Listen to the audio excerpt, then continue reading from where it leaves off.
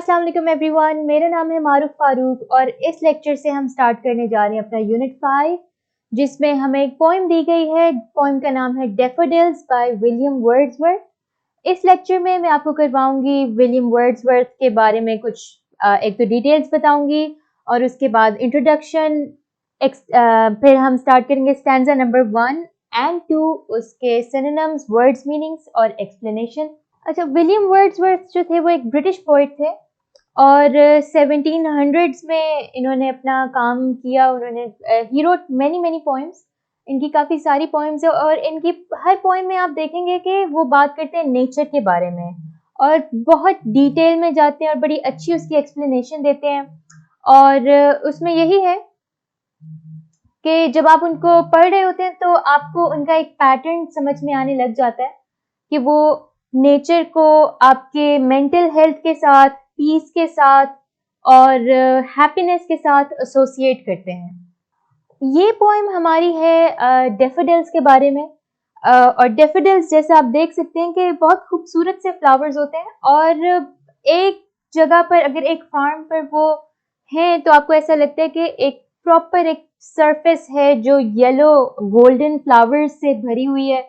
अक्सर मूवीज में भी देखते हैं कि इस तरह के जो इमेजेस होती हैं, इस तरह की जो सीनरीज होती हैं, वो आपको एक आपके लिए एक बहुत पीसफुल सा और पॉजिटिव सा एक पॉजिटिव सी एक इमेज पेश करते हैं। एक ऐसी आपके माइंडसेट बनाते हैं कि अगर ये डैफोडिल्स हैं, अगर कोई रोजेस हैं, कोई फ्लावर्स हैं, तो इसका मतलब है it's a happy movie, it's a happy scene, it's peaceful. तो ये पोएम भी इसी थीम को लेकर चलती है और आपको बताती है कि कैसे पोइट ने देखे डैफोडिल्स और उस पे वो उनको वो कैसे वो पसंद आए और उनका उन डैफोडिल्स का, उन फ्लावर्स का उनके दिमाग पे, उनके सोच पे क्या असर हुआ। ये पोएम इस तरह से स्टार्ट हो रही है। I wandered lonely as a cloud that floats on high over vales and hills, when all at once I saw a crowd, a host of golden daffodils, beside the lake, beneath the trees, fluttering and dancing in the breeze. अच्छा, अब इसमें वो जो poet कह रहे हैं वो ये बात कह रहे हैं, I wandered lonely as a cloud, यानी कि मैं घूम फिर रहा था, मैं बगैर किसी मंजिल के चल रहा था जैसे कोई बादल हो। That floats on high over vales and hills, कि जो उड़ता है ऊंची हवा में, उड़ता है किन किन चीजों के ऊपर से, वादियों के ऊपर से और पहाड़ों के ऊपर से। When all at once I saw a crowd, कि जब अचानक मैंने एक भीड़ देखी। क्राउड का मतलब होता है भीड़। किस चीज की भीड़ देखी? आगे वो बता रहे हैं, a host of golden daffodils, यानी कि एक बहुत बड़ा ग्रुप, बहुत बड़ा बंच, बहुत बड़ा क्राउड, बहुत ज्यादा भीड़ डैफोडिल्स की, जो कि ऐसे गोल्डन थे। वैसे ये येलो कलर के होते हैं, लेकिन जो पोइट कहना चाह रहे हैं, एक तो वो इसको थोड़ा सा एग्जैजरेट करें, आपके दिमाग में एक ऐसी इमेज पैदा करें कि आपको लगे कि हाँ, yellow is actually golden, golden की तरह वो शाइन कर रहे थे। और तो इसलिए वो उसको कह रहे हैं जी डैफोडिल्स गोल्डन थे, golden daffodils. Beside the lake, beneath the trees, यानी कि एक झील जा रही थी, उसके साथ ही डैफोडिल्स की ये फील्ड थी और दरख्तों के नीचे। बीनीथ का मतलब होता है नीचे। Fluttering and dancing in the breeze, Flutter का मतलब भी डांस ही होता है, हवर करना, थोड़ा सा स्वे करना, लेफ्ट राइट घूमना। अच्छा, अब इस स्टैंजा में कुछ लिटरेरी डिवाइसेस इस्तेमाल हुई हैं। लिटरेरी डिवाइसेस क्या होती हैं? लिटरेरी डिवाइसेस होती हैं आपकी जो पोइट कुछ टेक्निक्स यूज करते हैं, राइटर्स भी यूज करते हैं, आप भी यूज कर सकते हैं। अच्छी बात है, आपकी जो भी आपका ऐसे होगा, राइटिंग होगी, उसमें एक तो वो ज्यादा इंटरेस्टिंग बन जाएगी अगर आप इस्तेमाल करते हैं लिटरेरी डिवाइसेस। पहली जो इसमें लिटरेरी डिवाइस है वो है सिमिली। सिमिली का मतलब होता है कि जब आप एक चीज को दूसरी चीज से तशबीह देते हैं, जैसे शुरू में पोइट कह रहे हैं I wandered lonely as a cloud, तो वो कह रहे हैं लोनली एज अ क्लाउड। यहां पर वो अपने आप को, अपनी तन्हाई को कंपेयर कर रहे हैं एक तन्हा बादल के साथ, ठीक है।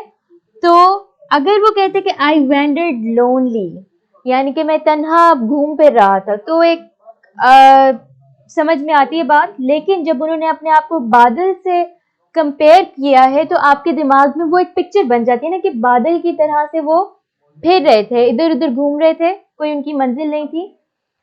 तो ये हमारी है इसमें पहली जो लिटरेरी डिवाइस है, लिटरेरी डिवाइस वो है लोनली एज अ क्लाउड, यानी कि सिमिली, ठीक है। अब इसमें एक दो और भी हैं, वो उनकी तरफ भी चलते हैं। इस ही स्टैंजा में जो अगली लिटरेरी डिवाइस है वो है पर्सोनिफिकेशन। खैर ये जब एक्सरसाइजेस कर रहे होंगे आपको बेहतर इसकी मैं और ज्यादा एक्सप्लेनेशन दूंगी, लेकिन पर्सोनिफिकेशन का मतलब ये होता है जब आप नॉन लिविंग थिंग्स को लिविंग थिंग्स की क्वालिटीज दे दें, ठीक है। अब जैसे फ्लावर्स हैं, वो इंसान नहीं है, वो इंटेलिजेंट स्पीसीज नहीं है। अब उसमें वो पोइट कह रहे फ्लटरिंग एंड डांसिंग। डांसिंग एक ह्यूमन एक्टिविटी है जो वो कह रहे हैं कि फूल कर रहे थे।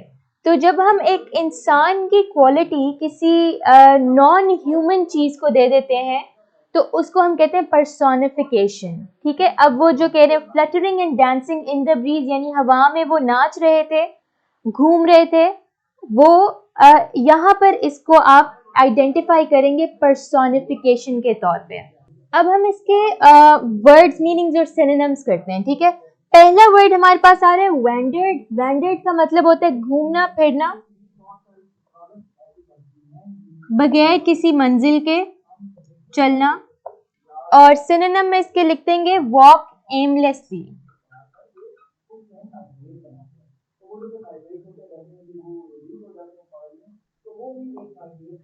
अगला वर्ड है फ्लोट।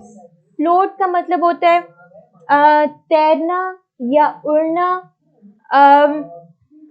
मीनिंग में यही लिख देते हैं तैरना।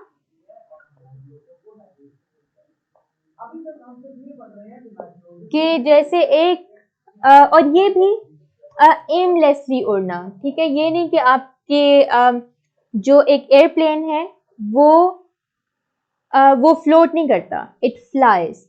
या जो आपकी कोई शिप है जिसकी कोई मंजिल है, उसके लिए भी हम ये नहीं कहेंगे इट्स फ्लोटिंग, हम उसको कहेंगे कि इट्स मूविंग बेसिकली, ठीक है। तो स्विमिंग भी डिफरेंट चीज है कि swimming you can swim, a human can swim, an animal can swim. Float का जो मतलब होता है ना, फ्लोट का मतलब होता है बस उसके ऊपर पानी की सरफेस पे लेट जाना या हवा में बस चलते रहना, मूव करते रहना, लेकिन किसी मंजिल के बगैर।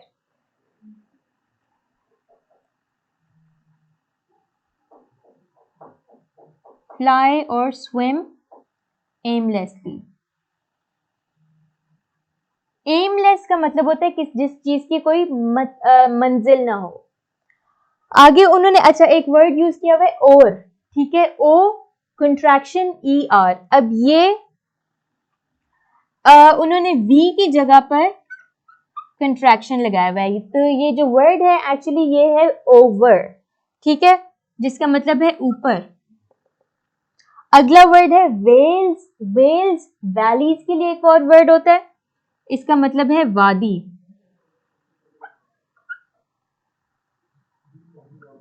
ठीक है।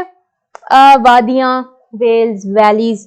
फिर है होस्ट। होस्ट, होस्ट का एक मतलब होता है मेजबान, ठीक है। यहाँ पर जो जिस सेंस में पोइट ने इस्तेमाल किया है a host of golden daffodils, इसका मतलब है a bunch of golden daffodils. भीड़, इसमें आप लिख सकते हैं कि डेफोडिल्स की एक भीड़ सी थी।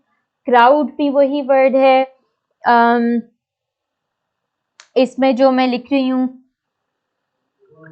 क्राउड, इन्होंने पोएम में भी दिया हुआ है सिनोनिम, और ग्रुप भी कह सकते हैं, इसको बंच भी कह सकते हैं।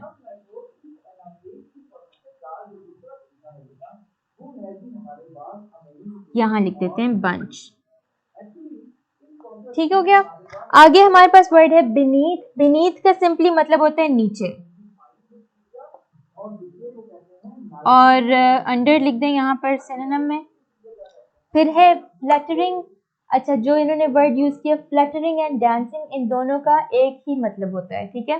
तो फ्लटरिंग में नाचना, झूमना,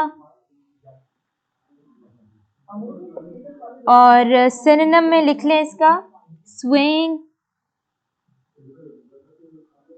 और डांसिंग भी लिखा जा सकता है, जैसे कि आपकी पोएम में दिया हुआ है।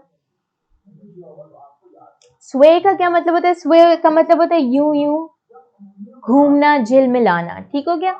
ये है आपका स्टैंजा नंबर 1 डैफोडिल्स का। अब हम चलते हैं स्टैंजा नंबर 2 की तरफ। इसी पोएम का जो अगला स्टैंजा है, यानी कि स्टैंजा नंबर 2, उसमें वो कुछ इस तरह से शुरू हो रहा है। Continuous as the stars that shine and twinkle on the Milky Way, they stretched in never-ending line along the margin of the bay. 10,000 I saw at a glance, tossing their heads in a sprightly dance. अच्छा, अब इसका क्या मतलब है? एक तो बड़ी खूबसूरत तरीके से इसको लिखा गया है। जब आप इसको पढ़ रहे होते हैं तो उसमें कंटिन्यूटी एक रहती है, बिल्कुल एक सॉन्ग की तरह। इसकी राइम स्कीम बड़ी अच्छी है, ज़बरदस्त है। अच्छा, तो इसका जो मीनिंग है एक्चुअली जो शुरू हो रहा है, ये कह रहे हैं continuous as the stars that shine. अब वो कह रहे हैं कि डैफोडिल्स जो है ऐसे जारी रहने वाली चीज़ है कि जब उन्होंने देखा तो ऐसा लगा कि कोई इसका एंड नहीं है। इस पूरे फील्ड का, इस पूरे जो होस्ट ऑफ डैफोडिल्स हैं, इसका कोई एंड नहीं है। फिर वो कह रहे and twinkle on the milky way. अब continuous as the stars that shine and twinkle on the milky way, कि जैसे कहकशां, जैसे इस गैलेक्सी के स्टार्स हैं, जो सितारे हैं, वो ऐसा लगता है कि कभी एंड ही नहीं होंगे।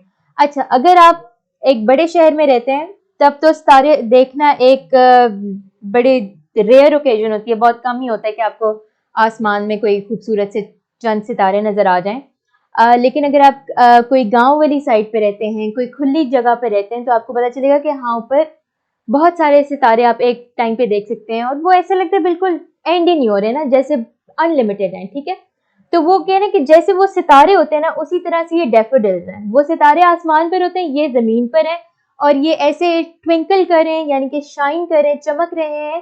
कैसे चमक रहे हैं? क्योंकि उन पर सूरज की रोशनी पड़ रही है, इसलिए वो चमक रहे हैं और वो फड़फड़ा रहे हैं और वो नाच रहे हैं।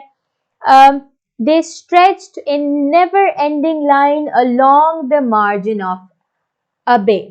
ठीक है। अच्छा, अब वो कह रहे कि वो ऐसे फैले हुए थे, नेवर एंडिंग लाइन के कभी ना खत्म होने वाली एक कतार में, लाइन में,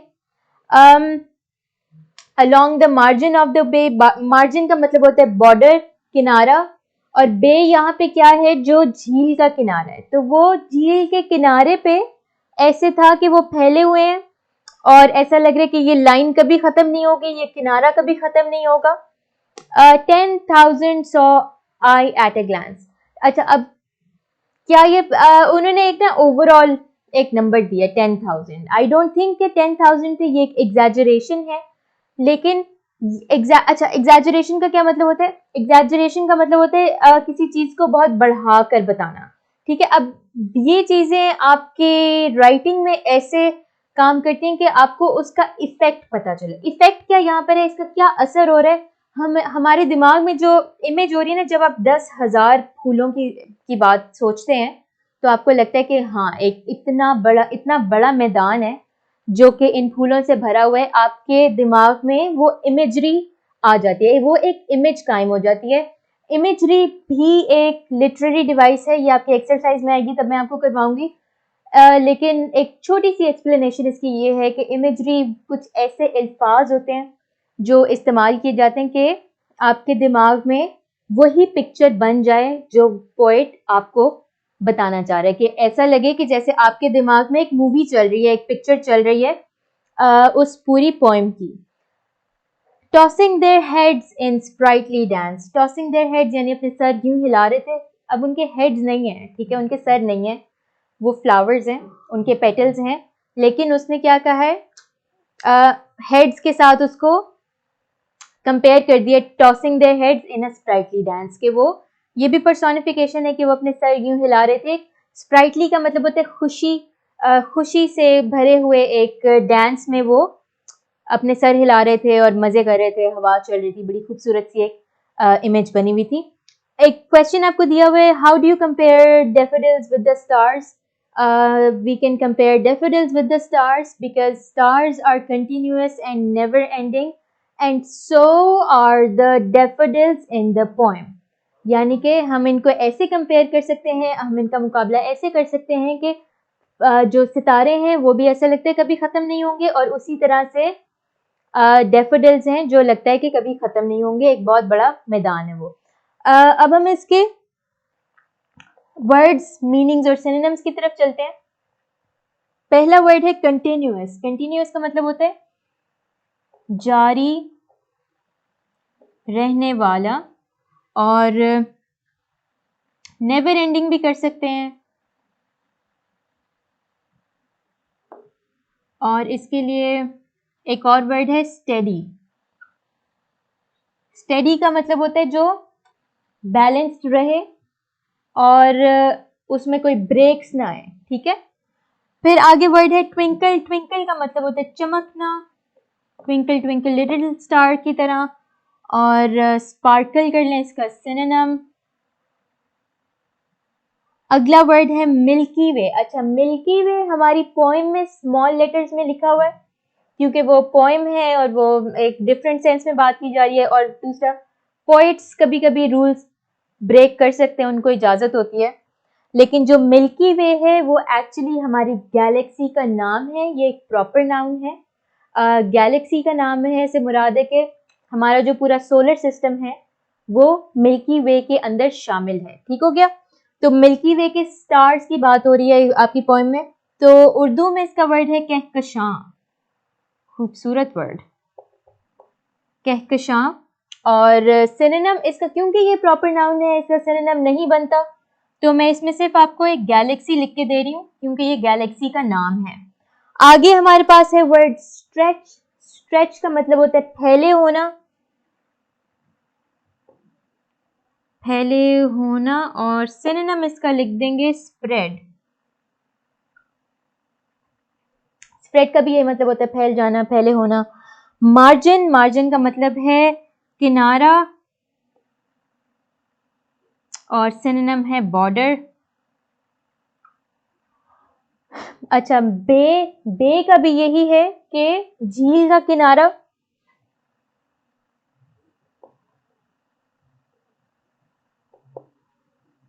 अच्छा, बे यहाँ पर झील का किनारा है, वैसे बे की जब बात होती है वो समुंदर का किनारा भी हो सकता है। लंबा एक जो बॉर्डर चल रहा होता है समुंदर के साथ, लंबा एक जो बीच चल रहा होता है उसको कहते हैं। और सिनोनिम इसका कर दें जी एज। एज का भी यही मतलब होता है। ग्लैंस का मतलब होता है एक झलक।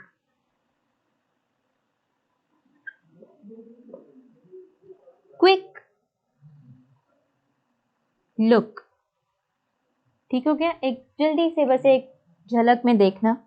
स्प्राइटली का मतलब होता है खुशी से।